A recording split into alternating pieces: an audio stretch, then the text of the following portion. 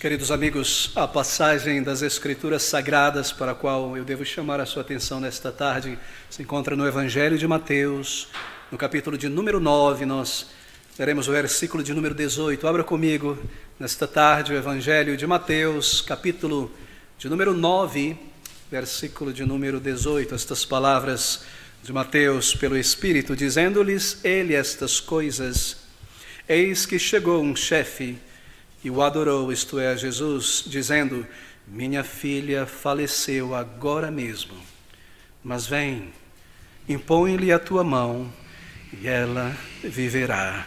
E o nosso título nesta tarde é a centralidade da fé, ou o contraste entre a fé em Jesus Cristo e a incredulidade, ilustrado aqui na fé de Jairo, na cura, na ressurreição da filha deste homem, o contraste entre a fé deste homem, o poder de Cristo e a incredulidade daqueles judeus. E, meus queridos amigos, os milagres do Senhor Jesus Cristo, como já observei várias vezes, eles mostram aspectos da salvação.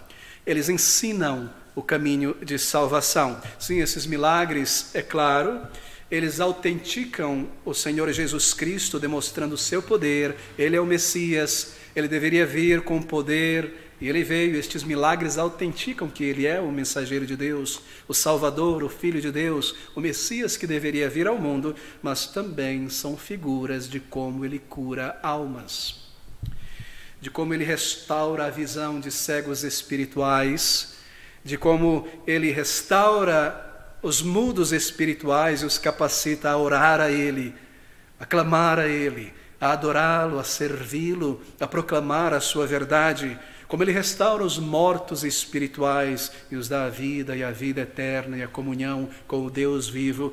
E Ele ensina, através desses milagres e através de suas parábolas também, aspectos da conversão, aspectos da salvação e a maneira, claro, como Ele opera na conversão nos corações. E esse capítulo de número 9, você deve ter observado, ele reúne um número de milagres, e cada um destes milagres do Senhor de cura traz um aspecto sobre a conversão. Nós vimos que é o Senhor quem toma o passo inicial. Ele foi aquele endemoniado que não o buscava, perdido, completamente dominado por Satanás. Com tamanha misericórdia foi em direção a ele. Ele sabia o que estava fazendo, e o curou, e o salvou, e o enviou para proclamar as boas novas. E o aspecto que se destaca ali é a soberania de Cristo, a iniciativa de Deus. Nós estamos mortos em nossos pecados, e o Senhor deve tocar em nossa alma, deve nos despertar para a necessidade espiritual.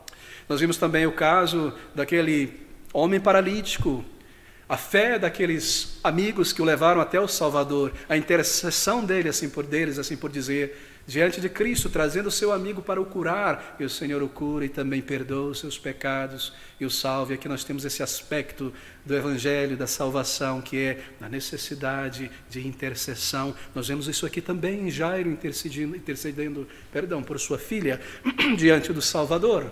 E nós vemos também a necessidade de fé, isso é ilustrado poderosamente na cura daquela mulher com fluxo de hemorragia uterina, a fé dela em Cristo Jesus, em sua bondade, em seu poder, em sua divindade, como ela foi ao Salvador por esta fé, crendo nele, e foi restaurada, e foi salva e transformada. Bem, nós chegamos aqui a mais um destes milagres, penso eu, um dos mais tocantes, um dos mais instrutivos dos milagres do Senhor Jesus Cristo. E nós iniciamos aqui em Mateus, no capítulo 9, neste versículo de número 18. Observe comigo. Dizendo-lhes ele estas coisas, isto é, o Senhor Jesus, respondendo aos discípulos de João e aos fariseus, eis que chegou um chefe e o adorou, dizendo: minha filha faleceu agora mesmo, mas vem, impõe-lhe a tua mão e ela viverá. Bem, no Evangelho de Marcos, gostaria que você abrisse comigo em Marcos, no capítulo 5, e deixasse marcado aqui, no versículo de número 22, nós somos informados que ele, esse homem, era um chefe de uma sinagoga, provavelmente a sinagoga de Cafarnaum. É muito provável que isto tenha acontecido ali nos arredores de Betsaida ou Cafarnaum, provavelmente, e que o seu nome era Jairo. Marcos capítulo 5, versículo de número 22, e eis que chegou um dos principais da sinagoga por nome Jairo, e vendo-o, prostrou-se aos seus pés. Bem, ele era o chefe de uma sinagoga. É muito provável que Jairo, na sequência da narrativa, se nós conectarmos os fatos e as narrativas desde o capítulo 7 em diante, capítulo 4, na verdade, que este homem, este ancião, este líder da sinagoga Jairo, tenha sido um daqueles anciãos que foram enviados pelo centurião romano para interceder com Cristo pelo servo daquele centurião. Está em Lucas capítulo 7, versículo de 2 a 5, você deve se recordar disso. Mateus também narra na sequência, mas Lucas traz algumas informações a mais. Lucas 7, de 2 ao versículo de número 5, e o servo de um centurião, o qual era muito estimado por ele, estava doente e à morte. E quando ouviu falar de Jesus, o centurião enviou-lhe uns anciãos dos judeus, rogando-lhe que viesse curar o seu servo. E chegando eles, muito provavelmente Jairo está aqui, junto de Jesus, rogaram-lhe muito, dizendo: é digno que lhe conceda isto, porque ama a nossa nação, e ele mesmo nos edificou a sinagoga, isto é, a sinagoga de Cafarnaum, onde Jairo era um dos líderes. E aqui está este homem, queridos amigos. Aqui está este homem. Nesse caso, ele viu o poder do Senhor Jesus Cristo operando na vida daquele servo do centurião. Ele viu a simpatia, a bondade, a singeleza de Cristo, o seu amor. Ele viu como ele foi tocado pela tristeza daquele centurião, o sofrimento do centurião. Mas desta vez aqui, nesse texto de Mateus, a tristeza e a angústia haviam chegado muito perto dele. A sua filha de 12 anos estava no ponto de morte, ao ponto de partir para a eternidade. E ele agora busca o Salvador, não pelas necessidades de outros, mas a sua própria necessidade, a necessidade de sua pequena filha. O Salvador a quem ele havia antes implorado pelo bem de uma outra pessoa. Bem, Jairo era um líder de uma sinagoga. E os líderes de sinagogas em Israel eram pessoas escolhidas da classe nobre de Israel. Você era separado para conduzir uma sinagoga em razão do teu status. O líder pertencia a uma família nobre em Israel. Não significa necessariamente financeiramente elevada, mas nobre, em termos de pedigree, talvez. E Jairo era um desses, certamente. Provavelmente um homem de algumas posses. Mas Mateus nos informa que esse dirigente de uma sinagoga, ao se aproximar do Senhor Jesus Cristo, no versículo de número 18, nós estamos em Mateus 9, ele se prostra diante do Salvador. E um chefe, eis que chegou um chefe de uma sinagoga, como nós vimos em Lucas, e o adorou, dizendo: minha filha, e assim por diante. Ele se prostra diante do Salvador. Lucas nos diz que ele se ajoelha, e aqui ele adora o Salvador. Esse é um ato religioso de adoração, como os semitas realizavam. Ele se prostra no chão, toca a testa no chão, com os braços estendidos, adora o Salvador. E então, numa posição de joelhos, ainda ajoelhado, como nos diz Lucas, ele começa a clamar, a rogar para o Salvador. Bem, um líder de uma sinagoga, um membro da liderança religiosa de Israel, se aproxima do Salvador, se prostra diante dele e o adora, e então permanece ali rogando. Bem, havia uma multidão em volta do Senhor Jesus Cristo. Uma imensa multidão o apertando, lá em Marcos ainda, onde você deixou marcado, no capítulo 5, versículo 21, diz: e passando Jesus outra vez num barco para o outro lado, ajuntou-se a ele uma grande multidão, e ele estava junto do mar. É o início dessa narrativa. E Jairo, de alguma maneira, conseguiu se espremer através daquela multidão imensa. É difícil dizer o tamanho desta multidão, mas ele fez um esforço muito grande. Nós lemos que o Senhor Jesus Cristo estava apertado no meio daquela multidão, e a multidão o tocava, pisava em seu pé de tão apertado que estava, e Jairo, de alguma maneira, cortou o seu caminho, se espremendo através daquela multidão, até alcançar o Senhor Jesus Cristo, o Salvador. E logo que ele chega diante do Senhor Jesus Cristo, ele imediatamente se prostra em adoração, e começa então, ajoelhado, a rogar o Salvador. E esse detalhe, queridos amigos, é de grande significância, sendo registrado aqui nos Evangelhos. Ele se prostrou diante do Salvador, porque lembre-se, ele era o líder, o ancião, o chefe de uma sinagoga. E nós sabemos que os líderes religiosos, nesta altura do ministério do Salvador, eles já tinham tomado uma decisão para matar o Senhor Jesus Cristo, para destruí-lo. E aqui está um desses líderes, em público, adorando o Senhor Jesus Cristo. E como membro da liderança de Israel, ele sabia bem que os líderes judeus já tinham decidido isso. Ele sabia disso. Ele era um membro daquela classe religiosa. Todas as sinagogas estavam debaixo da supervisão do Sinédrio, dos fariseus, dos saduceus.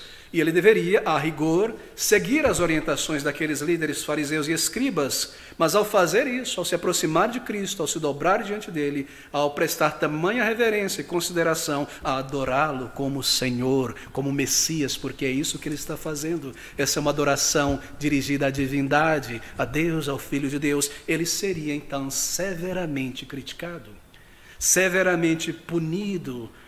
Isso lhe tornaria, obviamente, impopular na sua cidade e possivelmente ele perderia, a partir de então, muitos privilégios. É por isso que nos é dito isso, que este ancião judeu se prostra diante do Salvador. Os evangelistas decidem colocar isso para o nosso benefício. Mas, queridos amigos, isso mostra também que ele estava preparado para fazer o que ele fez.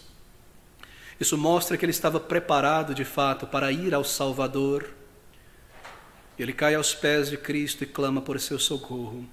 Isso mostra que este homem, ele cria de fato em Jesus Cristo como Salvador. Ele cria que Jesus Cristo era o Messias. Ele entendia as Escrituras. Ele lia e ensinava as Escrituras na sinagoga. E ao observar Jesus em sua cidade, em Cafarnaum, a ver o que ele fez, a ver como ele interpretava a lei, mesmo na sinagoga, a palavra lhe foi dirigida, e ele trazia a palavra e explicava, e as pessoas diziam: que virtude, que sabedoria ele ensina, não como os escribas. Jairo cria no Senhor Jesus. Jairo veio a vê-lo como o Messias, o Salvador que veio a este mundo, de fato, o próprio Filho de Deus. E assim, ele estava preparado para se expor dessa maneira ao desprezo, à chacota, a ser detestado pelos seus pares, por tratar Cristo com tanto respeito e mesmo ser acusado de blasfêmia ao adorar o Filho de Deus. E ele se aproxima de Jesus, e Marcos nos informa que ele roga, ele traz um clamor plenitivo do coração. Rogo é uma palavra muito interessante no grego, remete aos pombos, não é o cantar plenitivo do coração, aquele canto profundo. Ele roga ao Salvador que o ajude. E se você abrir comigo novamente em Marcos, ainda capítulo 5, observe o versículo 21, nós estamos colocando as partes da narrativa juntas.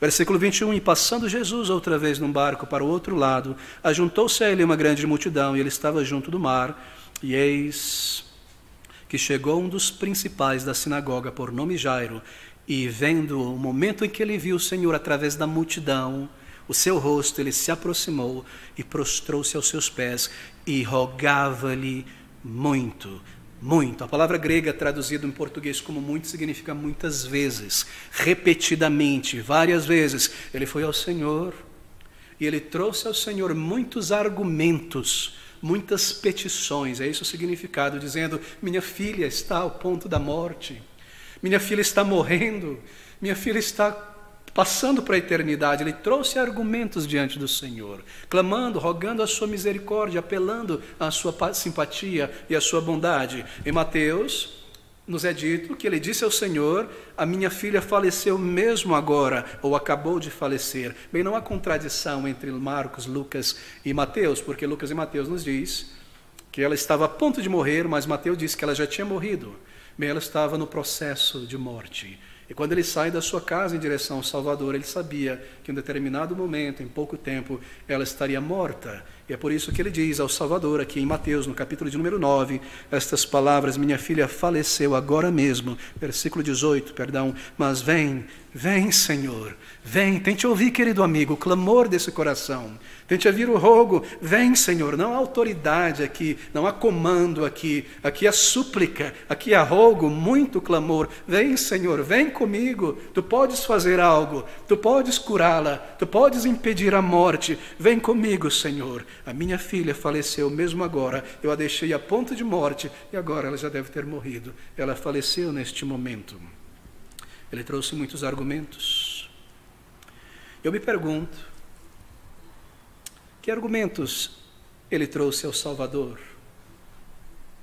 Que tipo de argumento ele dirigiu ao Senhor Jesus?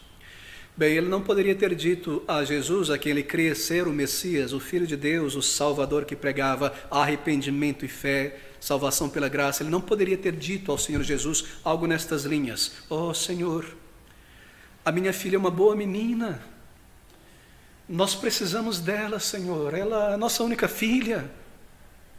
Não foram esses os argumentos que ele trouxe ao Salvador.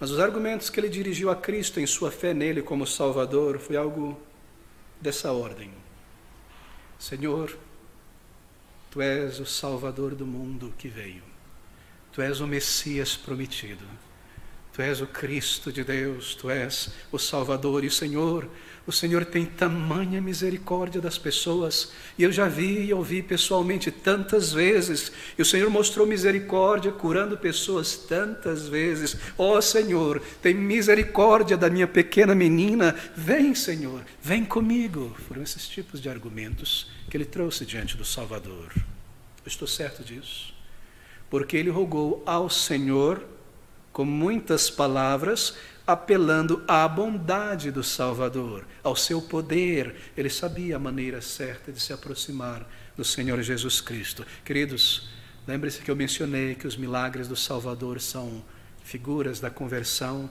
e aqui está. Se você deseja conhecer o Senhor e se aproxima dele com a carga e o peso do teu pecado, a tua dor, o teu vazio, a tua angústia, aqui está a maneira como nós nos aproximamos do Senhor Jesus.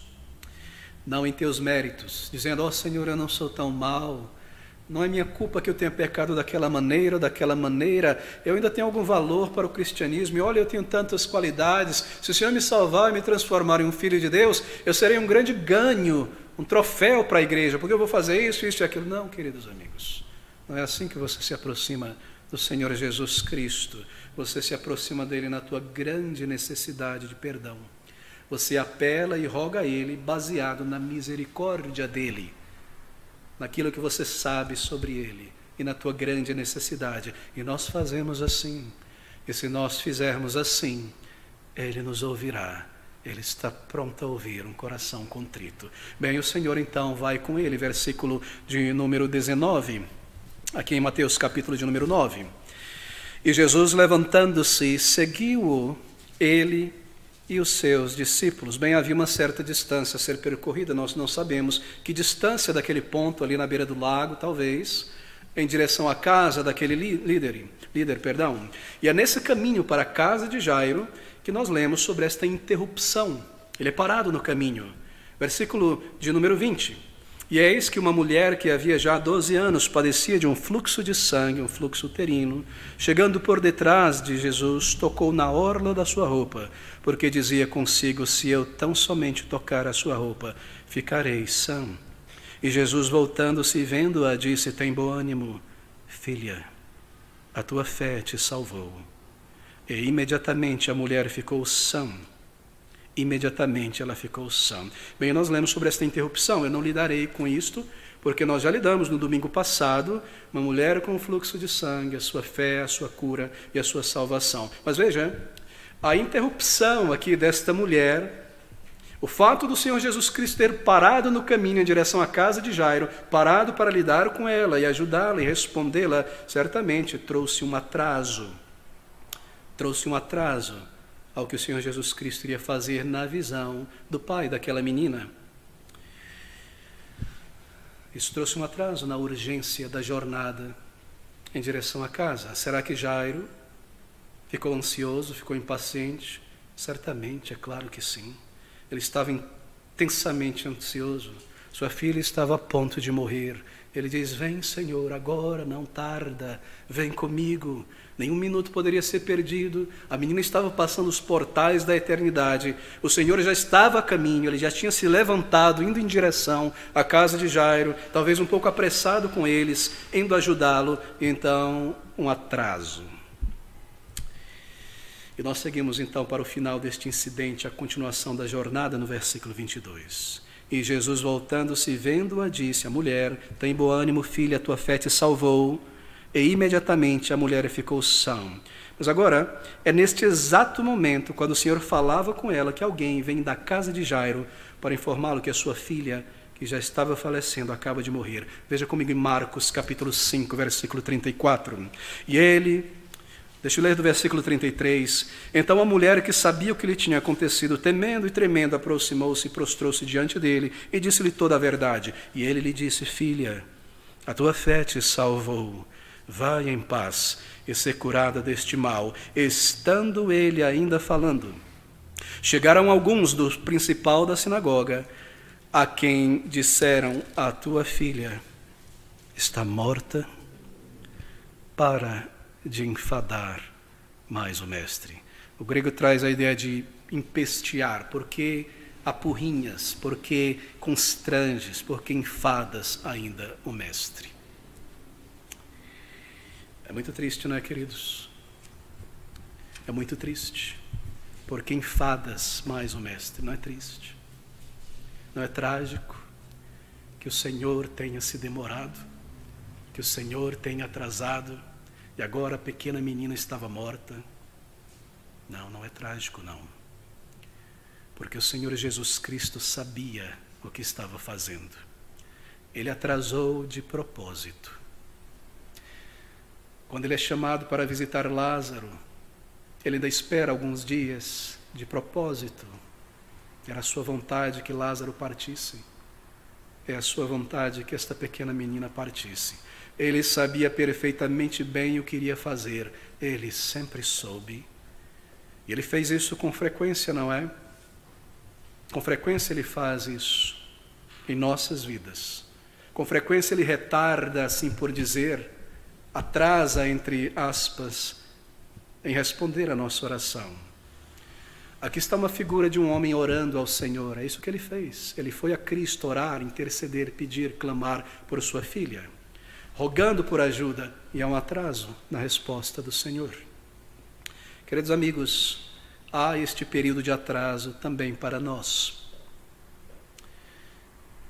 Você ora por uma pessoa querida, você ora pela salvação dela, você ora por alguém que está em rebelião contra o Senhor, alguém que está frio e não deseja buscar a Deus, e o tempo passa, não é? Não desista, não pare de orar, não pare de clamar ao Senhor, não cesse esse atraso, assim por dizer.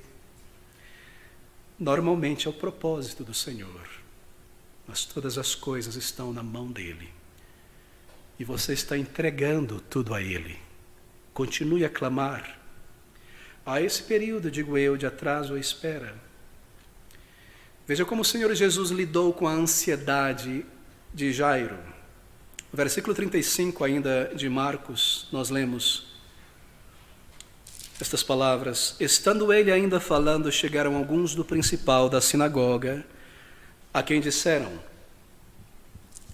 a tua filha está morta, para que enfadas mais o mestre? E aqui está o Senhor interrompendo. E Jesus, tendo ouvido estas palavras, disse ao principal da sinagoga: que palavras, queridos amigos? Não temas, crê somente. Não esteja ansioso, isto é, não permita que a ansiedade domine o teu coração e se transforme em angústia. Não esteja ansioso, creia somente. E que mensagem para nós, não é? Que mensagem para nós aqui. Queridos amigos, não esteja ansioso a respeito daquilo que você traz diante do Salvador. Você trouxe em oração, você entregou a Ele. Não esteja agora ansioso. Você está orando pela salvação de alguém? Não esteja ansioso de uma maneira errada. Esteja preocupado em oração, mas não ansioso. Ou talvez, deixe-me aplicar isso aqui em um escopo diferente, é claro. Talvez, se você é um jovem e está orando a Deus por uma pessoa, uma amiga, para a vida, uma esposa. E eu devo abrir um parênteses aqui. Se você é um jovem cristão, eu devo dizer que todo jovem cristão deve estar orando por uma esposa. Esta é a vontade de Deus para você. É a vontade do Senhor que apenas algumas poucas pessoas serão chamadas para permanecer solteiras. homens a quem o Senhor irá, e mulheres a quem o Senhor irá equipar para permanecer neste estado. Assim você deveria estar orando ao Senhor pela condução dEle, direção dEle nesta questão. Nós podemos lidar com este tema em um outro momento. Eu posso te mostrar os textos que provam que esta é a vontade de Deus e que este é o teu dever, jovem. Mas então, se em um determinado momento o desejo por casamento tomar o teu coração e você está orando ao Senhor por isso, não permita ao mesmo tempo que você fique ansioso, extra ansioso por casar-se. Sim, esteja positivamente preocupado com a questão, busque agir. O casamento começa com amizades entre pessoas salvas. Esteja positivamente preocupado com a questão, traga diante do Senhor, busque a direção do Senhor na Bíblia quanto a esta jornada, esta avenida da vida, mas não permita que isso passe para dentro da linha da ansiedade e você não consegue pensar a respeito de mais nada na tua vida. E semelhantemente às moças, você ora e busca a condução do Senhor por um amigo para a vida, um marido, um esposo. Bem, aqui está uma palavra do Senhor para você. Não temas, não esteja ansiosa, crê somente. E você não pode fazer, é claro, as duas coisas ao mesmo tempo. Crê e está ansioso. Creia no Senhor. Se você fica ansiosa, ansioso no sentido errado, você não está esperando em Deus. Você não está confiando no Senhor. Mas você está entregando de fato tudo a Ele em oração? Sim, você pode ter um forte desejo por casamento, uma preocupação sincera, mas não permita que passe a linha da preocupação positiva para a ansiedade, porque a ansiedade na Bíblia é quase um sinônimo para idolatria, para descrença na verdade. Se eu estou completamente ansioso, eu sou um descrente, eu não creio que Deus tem poder para interagir, intervir. Ansiedade na Bíblia é um sinônimo para descrença. Está na mão de Deus, meu querido irmão e irmã. Você tem entregado a Ele em oração, não é? É a vontade do Senhor. A vontade do Senhor, ela é perfeita no tempo devido do Senhor. Ela é boa, perfeita e agradável. Assim, não esteja ansioso. E essa é uma das razões, creio eu, fechando parênteses, porque deste atraso aqui. O Senhor tenha permitido que aquela menina morresse. Bem, foi para que Jairo aprendesse esta lição necessária. Não esteja sob temor, não esteja debaixo da ansiedade. Creia no Senhor, creia na sua vontade, creia na sua sabedoria e poder. A sua vontade é boa, perfeita e agradável. Você tem trazido a Ele em oração de maneira sincera. Creia e espere no Senhor. Bem, mas ainda em Marcos, capítulo 5, versículo 36, observe essas palavras. E Jesus, tendo ouvido estas palavras, disse ao principal da sinagoga: não temas, crê somente. É muito importante isso. Bem, como e em que nós devemos crer? Crê somente, diz o Salvador, mas como e em que nós devemos crer? E esse é um ponto tão importante de doutrina. Deixe-me dizer o que o Senhor Jesus Cristo não quis dizer por crer somente. Isso é tão importante que você compreenda, meu querido amigo, em nossos dias. Bem, alguns líderes neopentecostais, se eles estivessem presentes naquele momento, naquela cena ali do lado de Jairo, eles teriam dito a Jairo o seguinte: Jairo, você deve crer, Jairo. Jesus está dizendo: creia, Jairo, você deve crer. Jairo, você deve com toda a força da tua mente, do teu coração e concentração e fé, crer que a menina está viva. Creia que isso irá acontecer, Jairo. Creia que isso irá acontecer. Creia que aquilo que você pediu a Deus exatamente irá acontecer. Creia nisso. Mas não é isso que Jairo deve crer. Eu creio que a minha filha irá ressuscitar. Eu creio que a minha filha irá ressuscitar. Eu creio que ela irá ressuscitar. Eu creio que ela irá ressuscitar. Eu não permito nenhum pensamento contrário. Eu creio que ela irá ressuscitar. Não, queridos amigos. Não é essa maneira de crer. Não é essa maneira, não é isso que o Senhor Jesus Cristo está dizendo.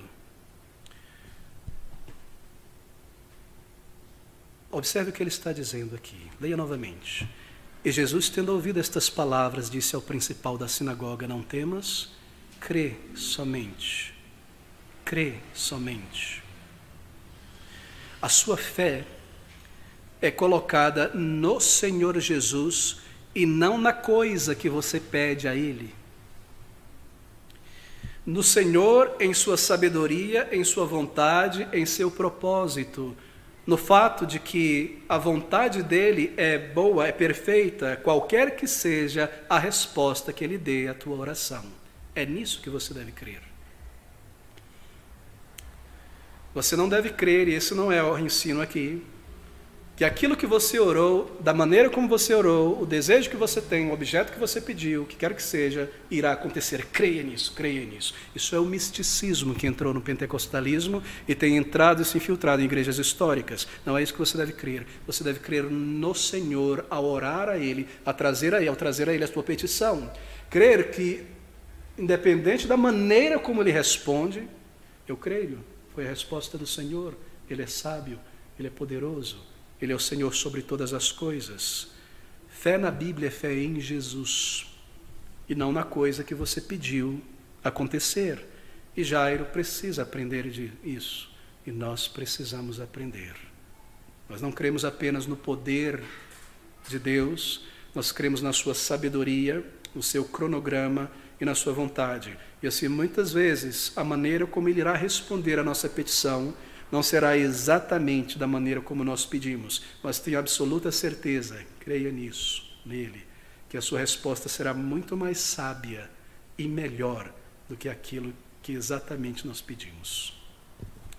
Nós lemos ainda no Evangelho de Marcos, no versículo 37, permaneceremos alguns minutos aqui, estas palavras: e não permitiu que alguém o seguisse, a não ser Pedro, Tiago, João, irmão de Tiago. Bem, o Senhor ele agora segue em frente para a casa de Jairo, mas Ele não irá permitir que a multidão que estava lá no início siga. Ele comanda a multidão que fique para trás, a não ser, Lucas nos diz, não é? 3 dos seus discípulos, Pedro, João e Tiago, seu irmão, e também os pais da menina, Jairo e a sua esposa. Bem, queridos amigos, não é interessante? Por que Ele diminuiu o número de pessoas ali? Em outras palavras, por que Ele diminuiu o número de testemunhas do milagre que Ele iria realizar ressuscitando aquela menina dentre os mortos? Bem, isso nos conecta, isso está conectado com o final do capítulo. Veja o versículo 43, aí em Marcos. E mandou-lhes expressamente que ninguém o soubesse. E disse que lhe dessem de comer. Depois que Ele ressuscitou a menina, Ele disse aos pais que não dissessem a ninguém. Aqui está a razão. É esta a razão. O Senhor desejou limitar o número de pessoas presentes ali. E há razões para isso. Há um número de razões. A primeira é que o Senhor precisaria seguir em frente rapidamente depois daquele milagre.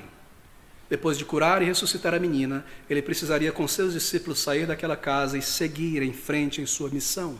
Ele não deveria ser impedido, permanecer ali. Bem, você pode imaginar então, se houvesse uma imensa multidão cercando a casa, dentro da casa, como Ele conseguiria sair dali? O Senhor nunca conseguiria sair daquela casa, daquele distrito. Um milagre tão maravilhoso como esse, queridos amigos. E todas aquelas pessoas, ao verem aquele milagre, iriam imediatamente pedir ao Senhor que ressuscitasse os seus mortos. Isso tornaria o ministério do Senhor Jesus Cristo absolutamente impossível, de maneira que Ele limita o número de pessoas presentes naquele momento. Em sua sabedoria, Ele precisará seguir em frente. Porque lembre-se, o seu objetivo primário ao vir a este mundo não foi realizar milagres, não foi curar o corpo das pessoas, mas pregar o Evangelho, ensinar a verdade de salvação para a alma. Isso está em Marcos. Abra comigo no capítulo 1 de Marcos. Veja o versículo 32 a 38, para que você não tenha nenhuma dúvida sobre o que eu acabei de declarar. Marcos 1, 32 a 38, que está no versículo 31. Então, chegando-se a ele, então chegando-se a ele, tomou-a pela mão, esta é a menina, a sogra de Pedro, e levantou-a imediatamente, a febre a deixou e servia-o. Observe agora, 32, e tendo chegado à tarde, quando já estava estava pondo o sol, trouxeram-lhe todos os que estavam ou se achavam enfermos, endemoniados, e toda a cidade se ajuntou à porta. E ele curou, no versículo 34, todos eles. Agora observe o versículo 35. Levantando-se de manhã muito cedo, fazendo ainda escuro, saiu e foi para um lugar deserto, e ali orava. Mas quando a manhã chega, versículo 36, seguiram-no Simão e os que com ele estavam. Por quê? Porque a multidão que tinha ido embora à noite já voltou de madrugada, com seus enfermos, com as macas, milhares e milhares de pessoas. Eles estão ali enfermos, esperando pelo Senhor Jesus. Versículo 38. E ele, Pedro, versículo 37, lhe disseram: todos te buscam. E ele lhes disse: vamos às aldeias vizinhas, para que eu ali também pregue, porque para isso vim. Você percebeu? Ele precisava deixar a casa de Jairo e seguir em frente. E se houvesse uma multidão testemunho daqueles milagres, imediatamente eles trariam suas pessoas, os corpos daquelas pessoas que tinham sido acabados de enterrar, e todo tipo de gente. E isso, lembre-se, isso obscureceria a sua mensagem, porque as pessoas estariam tão vibradas, ligadas, extasiadas, chocadas, que tudo que ficaria na mente delas seria a ressurreição de um morto. Eles não ouviriam mais a mensagem do Salvador. Essa é uma outra razão. E uma terceira razão é que a ressurreição de mortos não é uma característica comum no ministério do Senhor Jesus Cristo. Nós lemos a respeito de 3 ressurreições somente. O filho da viúva de Naim, e ele fez isso no caminho para uma outra missão. E então, no final do seu ministério, a ressurreição de Lázaro, e aqui desta menina. Por que disso? Porque os milagres de ressurreição seriam raros, ocasionais, e os demais seriam constantes? Bem, porque o Senhor estava pregando arrependimento e remissão de pecados. O Senhor realmente realizou muitos milagres maravilhosos. E esses milagres eram maravilhosos o suficiente para autenticar a sua divindade, autenticar que ele era o Messias. Mas mesmo esses milagres que ele realizou, como eu disse, muitas vezes tinham a tendência de obscurecer a mensagem. E o que é mais importante é a mensagem, é o ensino. Você precisa se arrepender. Você precisa de perdão e salvação gratuita que vem pela graça de Deus, por meio da fé. Você precisa ter teus pecados perdoados. Você precisa ser refeito em Deus, uma nova criatura. Imagine se ele tivesse ressuscitado mortos com muita frequência. Possivelmente teria obscurecido completamente a mensagem em todo lugar que ele fosse. Além de curar pessoas vivas, estariam ali centenas de cadáveres, milhares de cadáveres. Não era esse o objetivo do Senhor. Assim é natural e necessário que ele diminua o número de testemunhas. Afinal, 2 ou 3 testemunhas de um ato solene ou grande era o suficiente de acordo com a lei de Deus. Está lá em Deuteronômio 19, não é? Em eventos solenes, em situações muito importantes, 2 ou 3 para testemunharem.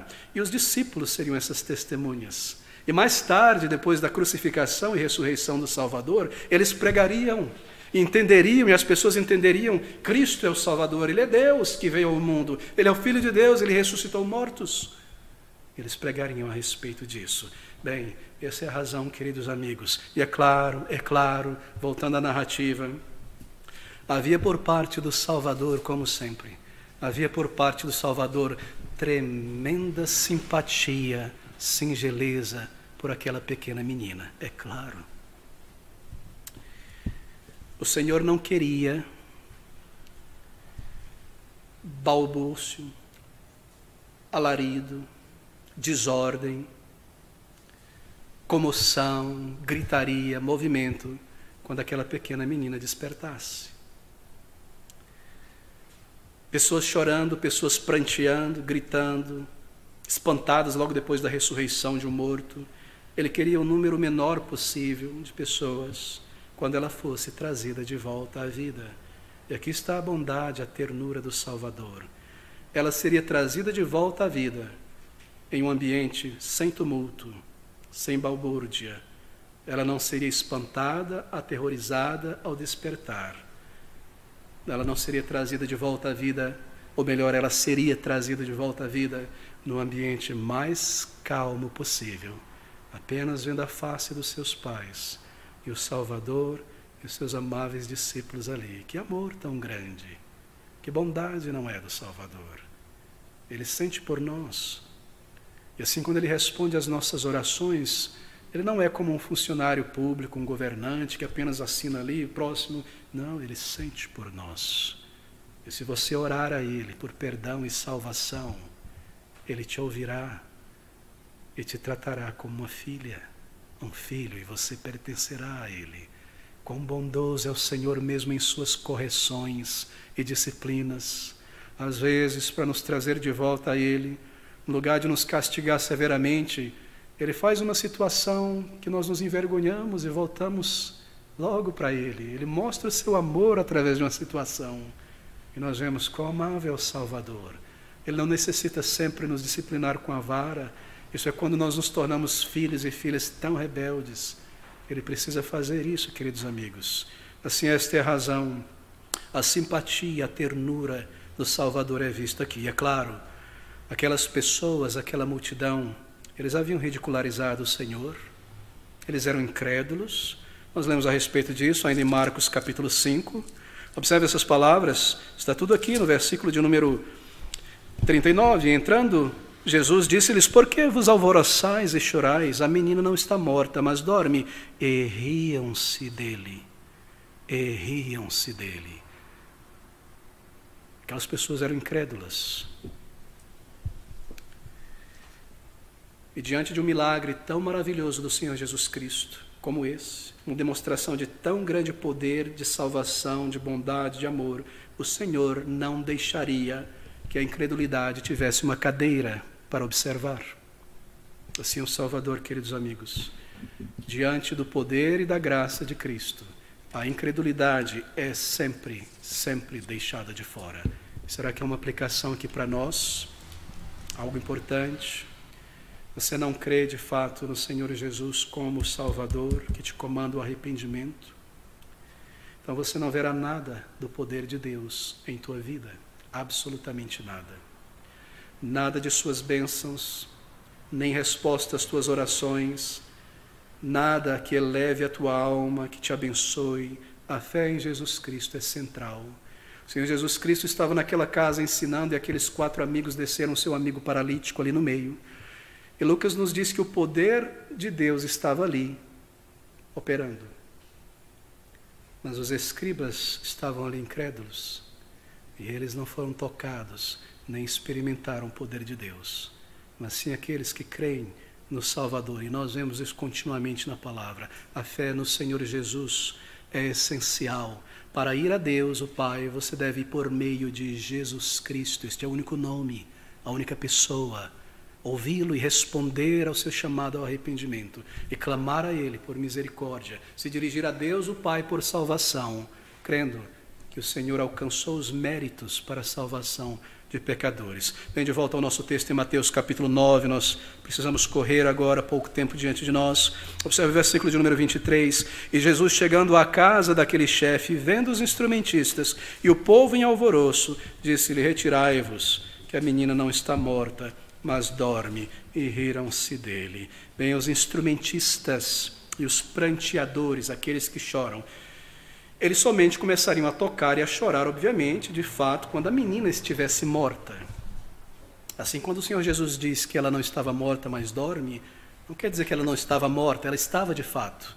Mas para o Senhor da vida, é como está dormindo, Ele a traz de volta novamente. Havia um balbúrdio quando o Senhor chegou. Havia comoção, havia choro, havia música melancólica, havia rostos tristes, desesperados. Ia ser um funeral entre os judeus. Haviam pessoas chorando, e entenda você, essas pessoas chorando aqui, Lucas traz com mais detalhe, Marcos também, eram pessoas contratadas para chorar. Eram contratados, enlutados profissionais para chorar alto. Mulheres são chamadas de carpideiras. Isso está de acordo com Jeremias capítulo 9. Veja rapidamente, apenas para fixar esse ponto. Jeremias 9, 17 a 18. Assim diz o Senhor dos Exércitos: considerai e chamai carpideiras que venham, E mandai procurar mulheres hábeis para que venham e se apressem e levantem o seu lamento sobre nós e desfaçam-se em lágrimas os nossos olhos e as nossas pálpebras destilem águas. Jeremias está usando este elemento que era típico daquela cultura. Em um enterro judaico, mulheres eram contratadas para chorar e lamentar e se angustiar. Porque, de acordo com aquela tradição vaidosa, isso daria uma dignidade ao morto, pessoas chorando muito por ela, quanto ela é valiosa. Eram contratados também músicos, provavelmente flautistas, para tocar músicas melancólicas, profundas e melancólicas, para que criasse aquele clima de choro, de angústia. E você sabia que isso ainda existe no Brasil, no interior? Isso existe em todas as sociedades semíticas, foi trazido ao Brasil pelos portugueses. Leia a respeito disso, mas isso é apenas um adendo, apenas um toque. Tocadores de flauta. Jairo, sendo um homem líder, bem conhecido ali, possivelmente tinha várias enlutadas profissionais, vários tocadores de flautas. E assim havia muita gente, muito choro, muito clamor. E ao chegar ao local, ao presenciar todo aquele alvoroço, a falsidade daqueles choros dos contratados que choravam sem sentimento nenhum para ganhar o seu dinheiro, e também o choro e a tristeza dos familiares, o Senhor Jesus Cristo, marque você, ele diz algumas palavras que à prima facie, à primeira vista, parecem tão incompreensíveis, não é? Marcos capítulo 5, versículo de número 39.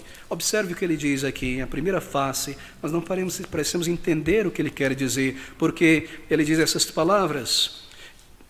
E entrando, disse-lhes: por que vos alvoroçais e chorais? A menina não está morta, mas dorme. Por que ele disse isso? Isso deve ter causado um grande constrangimento, não é? Todas aquelas pessoas sabiam que a menina estava morta. Provavelmente já tinham visto o corpo morto dela, os sinais da morte. Que coisa insípida, que coisa insensível de se dizer. Eles devem ter pensado. Ela não está morta, ela está apenas cochilando, está apenas deitada, está apenas dormindo. Que coisa insensível. Ela não está morta, apenas dormindo. Como é que ele sabe? Ele nem entrou na casa ainda. Nós entramos, nós vimos a menina. Ele nem mesmo viu a menina ainda, ele acabou de chegar. É isso que deve ter pensado aqueles homens.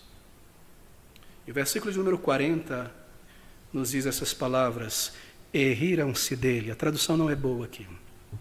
O original grego é mais forte. Eles riam de modo zombateiro.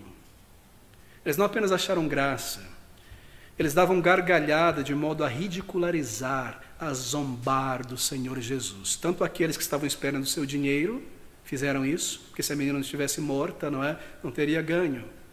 Quanto os demais, eles riram com sarcasmo, de modo a reduzi-lo. O grego diz que é como se eles baixassem o nariz, dizendo o quê? E começassem a entrar em gargalhada forçada.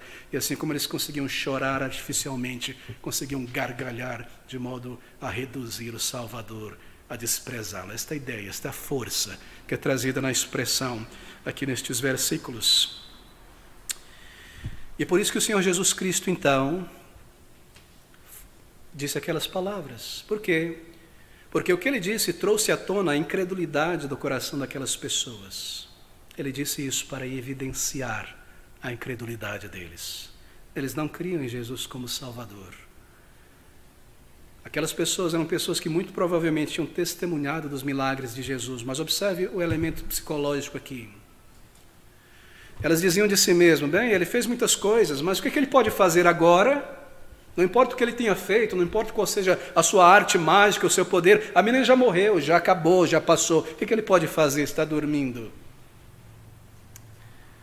Ele havia realizado seus milagres com pessoas vivas, mas aqui é um ponto final, aqui está alguém morto. E ele diz: não está morta. Ele diz isso para trazer a evidência, a incredulidade deles. E de fato isso se evidenciou, não é? Versículo 39. E entrando disse-lhes: por que vos alvoroçais e chorais? A menina não está morta, mas dorme.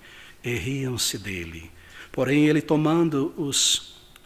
tendo-os feito sair, tomou consigo o pai e a mãe da menina, isto é, Jairo e sua esposa, e os que com ele estavam, os 3 discípulos, e entrou onde a menina estava deitada. O pai e a mãe, 3 discípulos, os mesmos 3 discípulos que testemunharam a sua transfiguração naquele monte. Os mesmos 3 discípulos que testemunharam o início da sua agonia no jardim, aquelas grandes gotas de sangue. Este grupo de 3 discípulos, do círculo interior que estava mais próximo dele, os mesmos discípulos. E agora nós lemos essas palavras e corremos para o final. Palavras tão belas, tão profundas. E tomando-a, versículo 41, e tomando a mão da menina, disse-lhe, Talita cumi, que traduzido é, menina, a ti te digo, levanta-te, levanta-te. Ele toma a mão da menina. Não é interessante? Ele não faz exatamente aquilo que Jairo orou, pediu a ele. Jairo pediu, venha, impõe as tuas 2 mãos sobre a cabeça dela, sobre o corpo dela, faça alguma coisa e ela viverá. Não, ele não fez exatamente o que ela pediu. Marque isso, amigos, porque como eu disse antes, com frequência, é assim que o Senhor responde às nossas orações. Sim, Ele responde às nossas orações, sempre. Mas de acordo com a sua sabedoria e de acordo com o seu cronograma, não necessariamente de acordo com o nosso. E aqui ele toma esta menina pela mão. Não é bela esta cena? Ele não levanta a menina. Observe, ele apenas toma pela mão. E tomando a mão da menina, disse-lhe, e no versículo 42, e logo a menina se levantou autôs, ela levantou-se a si mesma. O Senhor apenas segura a sua mão enquanto ela estava deitada naquele lugar. Ela própria se levantou pelo poder e a vida que foi infundida a ela naquele momento. Mas, queridos amigos, por que então este gesto? Bem, observe. Este foi um gesto de profunda simpatia, de profunda afeição e de união. Quando Cristo responde à tua oração por salvação, Ele entra em união com você. Você diz a Ele, Senhor, perdoa os meus pecados, salva-me, faz-me uma filha, um filho de Deus, um crente em Jesus Cristo, me dá essa nova vida. Eu não sou salvo, me transforma, me perdoa, me dá essa salvação, me dá essa nova natureza transformada, que é a prova de que eu sou um cristão. Põe os meus pés no caminho para a eternidade. E quando ele ouve e responde, isso significa que ele entra em união com você. O Senhor não irá apenas ressuscitá-la. Apenas, disse eu, ressuscitar o morto. Não, Ele pega em sua mão. Você agora é minha filha. Você agora é minha menina. Você agora é uma filha de Deus. Você agora é uma membra de minha família. Identificação, ela agora pertence ao Salvador. Ele disse a ela, Talita cumi, hebraico, que traduzido aqui é menina, te digo, desperta, mas alguns comentaristas experts nesses elementos, eles dizem que esta era uma palavra também, ao chamar, de chamar, menina, que era utilizada por pastores para os seus cordeiros, menino, cordeiro, pequena ovelha, pequena menina, você agora é minha. Eu irei para aquela cruz por você também. Identificação. É extraordinário, não é? É extraordinário. Versículo 42, e logo a menina se levantou e andava, pois já tinha 12 anos, e assombraram-se com grande espanto. É extraordinário. Ela se levanta e começa a andar. Mas por que a comida é dada para ela? Bem, ela foi ressuscitada, mas ela não está no céu ainda. Ela precisa ser alimentada, ela precisa ser cuidada. É impressionante o chamado de Cristo Jesus. Que figura, eu devo concluir por aqui. Você ouve o chamado do Salvador, Ele chama em tua alma, Ele diz, você é uma pecadora, um pecador, a consciência desperta. Esse é Ele te chamando. Você ouve a voz do Salvador, você vai a Ele, você se arrepende, confessa, clama ao Senhor, você ouve o chamado do Salvador. Eu desejo concluir aqui, queridos amigos. Aqui está o chamado do Senhor Jesus às nossas almas. um chamado tremendo, um chamado que Ele próprio faz no íntimo da alma, e este chamado é como nenhum outro chamado que você terá na tua vida.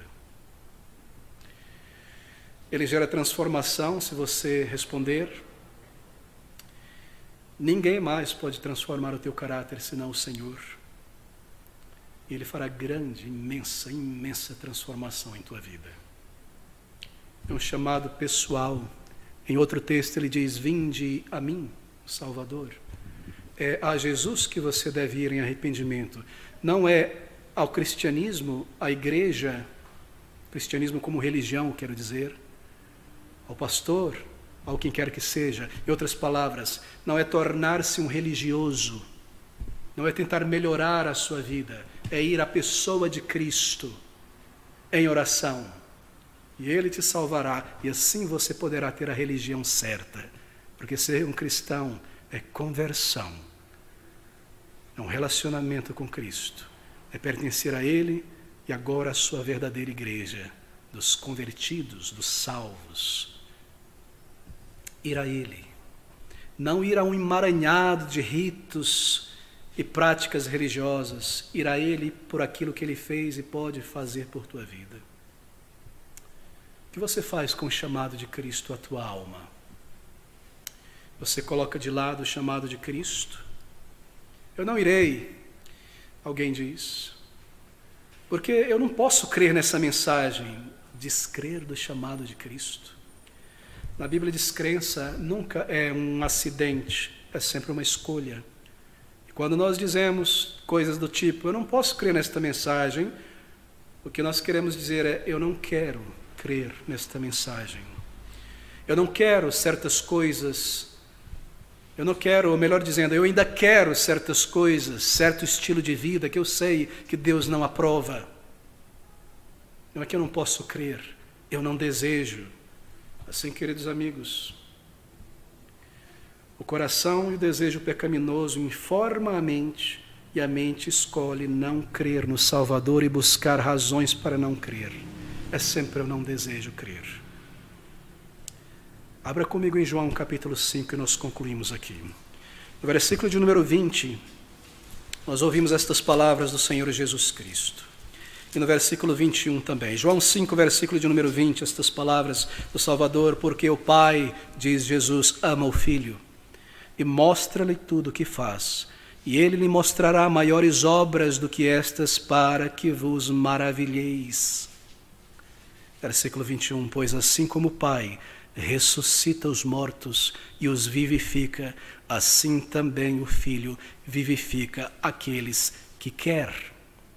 Versículo 24 e 25, na verdade vos digo que quem ouve a minha palavra, o chamado de Cristo, e crê naquele que me enviou, tem a vida eterna e não entrará em condenação, mas passou da morte para a vida. Em verdade vos digo que vem a hora, ó queridos, e agora é, em que os mortos, isto é, os mortos espirituais, porque agora é, o Evangelho é pregado, ouvirão a voz do Filho de Deus, e os que a ouvirem viverão. Menina, levanta-te. Jovem, você está salvo quando você clama a Ele, quando você pede perdão, quando você se entrega. Que palavras tão belas. Ouça a voz do Salvador, ouça em tua alma te dizendo, vem a mim. Ele não está dizendo, vai embora de mim, você é um pecador, um sujo, uma mulher, um homem horrível. Não, Ele está dizendo, como você está, venha, venha, venha a mim. Ouça, ouça e creia. Creia e confesse, e clame, e peça ao Senhor. Você irá ouvir, querido amigo. Você deve ouvir, você deve ouvir. Ouça e responda em arrependimento e fé, e se entregue. Então, na tua alma, você saberá que você é uma filha, um filho de Deus. Minha filha, meu filho. E ouvir isso do Senhor, você não irá ouvir em teus ouvidos, mas em tua alma. E ouvir isso, querido, é tudo o que nós precisamos. O Senhor disse, Deus, o Pai, disse a Jesus, o Filho, quando Ele se levantou da sua imersão no batismo, com aquela voz: este é o meu filho amado, em quem me comprazo. Se você responder ao chamado, ele dirá à tua alma: este é o meu filho amado. Ah, diz Senhor, diz a minha alma: sou teu filho amado, e que o mundo desabe, e que o inferno se aqueça, e que as provações venham. Dize a minha alma: tu és meu filho amado. Vamos orar juntos. Senhor meu Deus, Senhor nosso Pai, Senhor Deus glorioso, Deus de misericórdias, olha sobre nós neste lugar. Abre os ouvidos, Senhor. Abre os ouvidos tão cerrados por tantos anos de pecado, de rebelião, de alienação, de distanciamento. Abre os ouvidos da alma e fala, Senhor, com poder e graça, e salva todos aqui, todos que clamam a Ti por misericórdia e salvação. Nós te rogamos isto em o nome e pelos méritos do Senhor Jesus e para o Teu louvor. Amém.